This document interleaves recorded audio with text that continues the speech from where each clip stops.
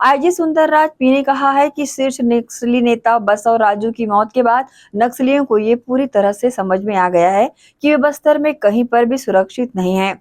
वे जहां भी छिपे होंगे जवान उन्हें ढूंढ लेंगे।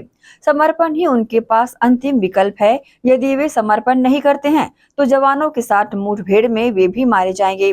आईजी ने एक बड़ा खुलासा करते हुए कहा कि टॉप नक्सल लीडर्स के ठिकानों की जानकारी हमारे पास है और जब चाहे निर्णायक ऑपरेशन लॉन्च कर उन्हें ढेर कर देंगे।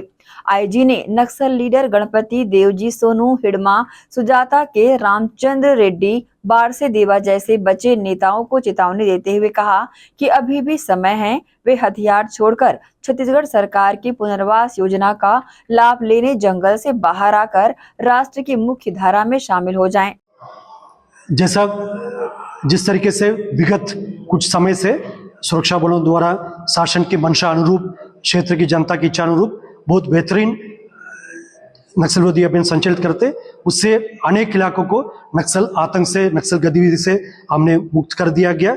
शेष इलाकों में भी कार्रवाई लगातार जारी है।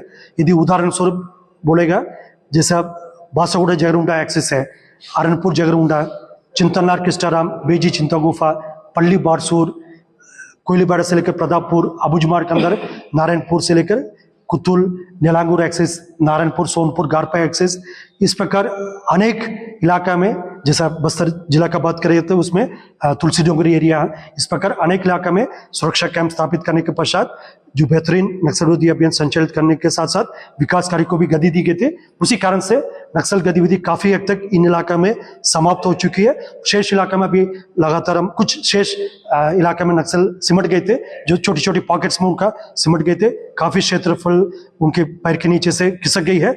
अभी संख्या बल भी उनका कम हो गई, उनके पास फायर पावर भी कम हो गई, क्षेत्रफल भी कम हो गए। हम नक्सल का जो ताकत को अभी भी कम आकलन नहीं कर रहा, उसका अंडर एस्टिमेट नहीं कर रहा, सावधानी पूर्वक हमको काम करने की आवश्यकता है।